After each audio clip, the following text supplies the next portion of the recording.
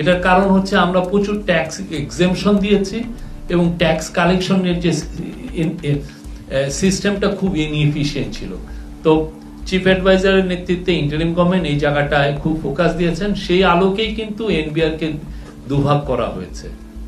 এটার ফলে যেটা হয়েছে যে আমরা মনে করি যে ট্যাক্স কালেকশন বাড়বে, আর ট্যাক্স কালেকশন বাড়লে হয় কি আপনি আপনার মতো করে স্পেন্ড করতে পারেন, আপনি আপনার এই যে আপনার বাড়ছে, আপনার ফরেন ডেট সার্ভিসিংটা আপনার বাড়ছে, সেটাকে তো আপনার ম্যানেজ করতে হবে। আপনার বাজেটের একটা বড় অংশ চলে যায় ফরেন ডেট সার্ভিসিং এর জন্য, আপনার ট্যাক্স কালেকশন বাড়লে ওইটা কমে আসে।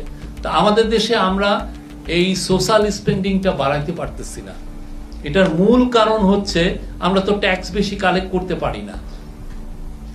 সেই জন্য ট্যাক্স কালেকশনটা খুবই জরুরি। প্রফেসর ইউনূসের যে ইকোনমিক রিফর্মসের one of the major pillar হচ্ছে যে আমাদের ট্যাক্স কালেকশনটা বাড়াতে হবে।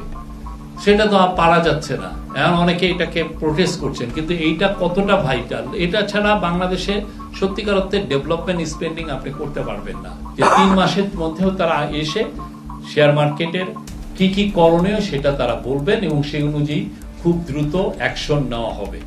এটার ফলে আমরা আশা করছি ওইটা যখন হবে, বাংলাদেশে অন্তত শেয়ার মার্কেটটা কোনো গোষ্ঠীর কাছে হোস্টেজ হয়ে থাকবে না। কোনো গোষ্ঠী যেন মনে না করেন যে এখান